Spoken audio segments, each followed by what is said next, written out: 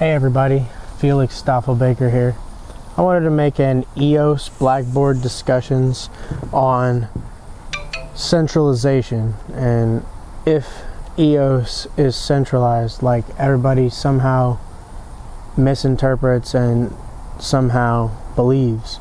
So it was actually very hard to draw this circle and make sure that there was 21 block producers, which is what EOS has, including dozens of paid and hundreds total of backup nodes for solving blocks on the EOS blockchain.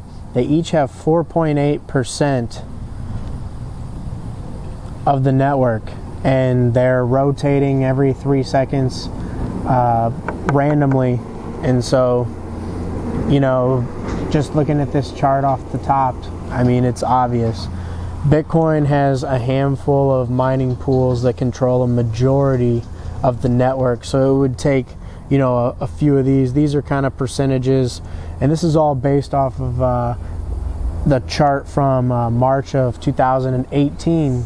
Believe it or not, these have only gotten worse. So I thought this was kind of the best light to show everything and really give everything the fairest chance, because let's be honest, Ethereum is heavily centralized. All right, so this, you know, 25%, this one's a little more, 26% for their biggest mining pool. So it would only take on Bitcoin and Ethereum here. You know, there's obviously a ton of people who mined early on and mine, you know, running a rig or two, you know, home rigs. These ones are kind of like warehouse status, multi-warehouse status, you know, big rigs. The type of mining operations that Block 1 running EOS is going to run Bitcoin with.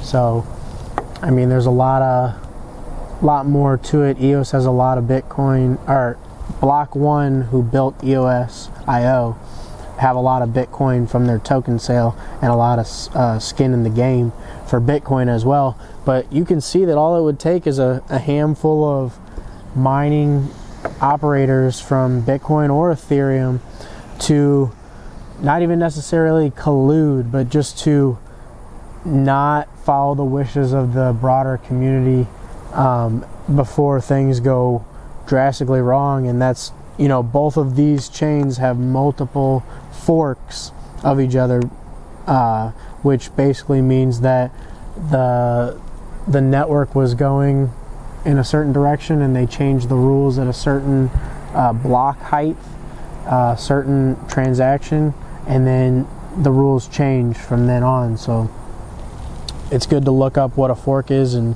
that kind of thing. So when you look at this, it just seems so obvious that the most decentralized, from a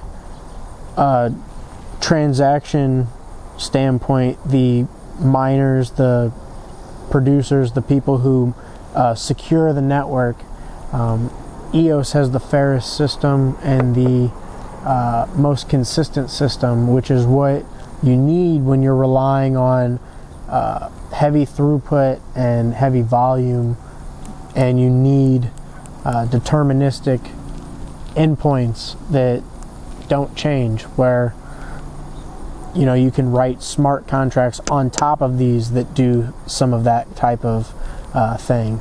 So I think out of all these, I'm going to go with this is centralized, this is centralized, this is not centralized, this is decentralized, the most decentralized. And this is on a scale, so it's not to say that these aren't decentralized. Just compared to EOS, these most definitely are. But, you know, it's a scale, and Bitcoin is decentralized enough, and a lot of it has to do with geography and things like that. So it's way more than just this.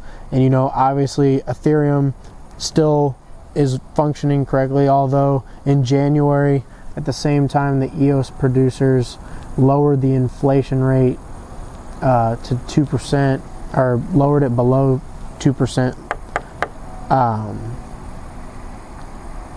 Ethereum miners raise the mining rewards considerably for themselves and raise the transaction fees for the users as well. So when you look at it, it's almost collusion already and almost completely centralized. You got to make your own choices and do your own research and look at all this stuff for yourself. But for me, it's pretty clear that EOS is the most decentralized. So just want to put that out there. Stoppelbaker out.